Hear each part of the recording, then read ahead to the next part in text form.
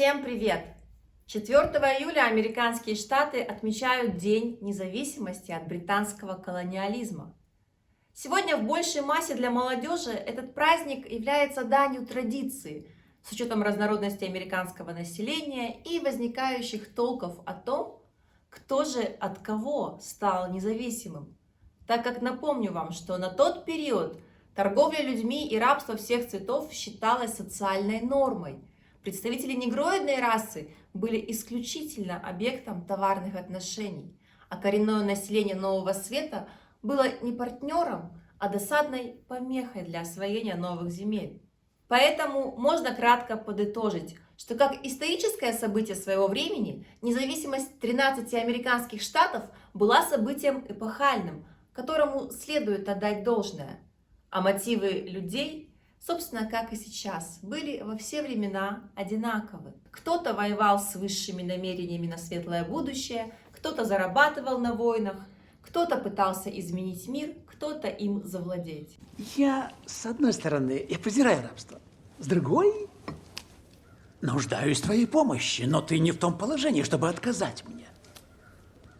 Так что на некоторое время я обращу всю эту чушь вроде рабства себе на пользу. В общем, как говорил Ницше, стыд, стыд, стыд. Вот и вся история человека. Итак, эта история сложилась, что в этом году в Соединенных Штатах будут проведены выборы 46-го президента. И эти выборы примечательны по многим аспектам. Самый огромный за весь период истории госдолг США, которому уже нет ни берега, ни дна, и все это прекрасно понимают. Он вырос на 2 с лишним триллиона за время президентства Дональда Трампа, хотя во время своей предвыборной кампании нынешний глава Белого дома обещал полностью расплатиться с кредиторами к концу своего второго, как он надеется, срока. Пандемия коронавируса, которая также обострила социально-экономическую ситуацию и показала всю неготовность и несостоятельность системы здравоохранения, устроенной на рыночных механизмах.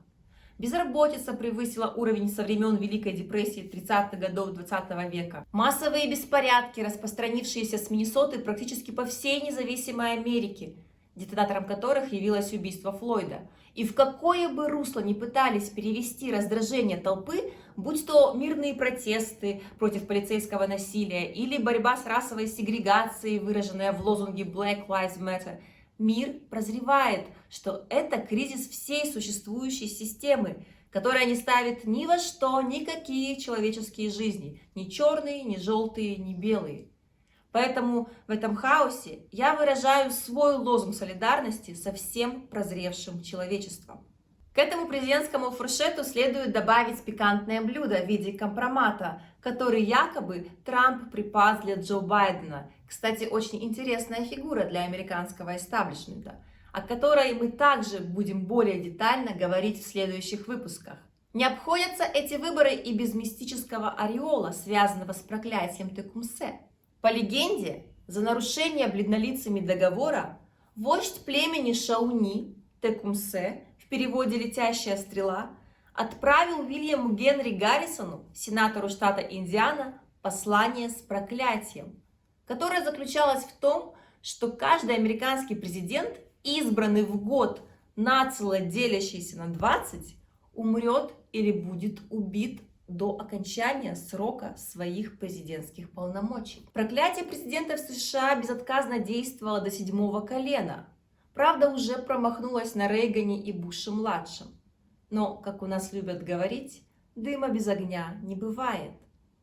В общем, учитывая, что это будет жаркий сезон выборов, объявляю новую рубрику «Американское ралли», в ходе которого мы будем предметно разбирать политические баталии мировой державы, манипуляции, интриги и разоблачения, а также сможем созерцать много-много патетики и пафоса. Мы также разберем избирательную систему светочей демократии и связанные с ней нюансы. Не зря же демократия является основной статьей экспорта США.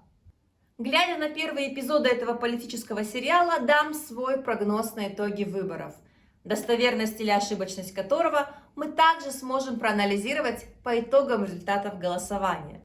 Итак, Трамп против Байдена. И моя ставка победа действующего президента с количеством голосов выборщиков 320, плюс-минус 10 голосов. Или, переводя на проценты, порядка 60, плюс-минус 2%. Let's go! Подписывайтесь на мой канал. Oh, say, can you see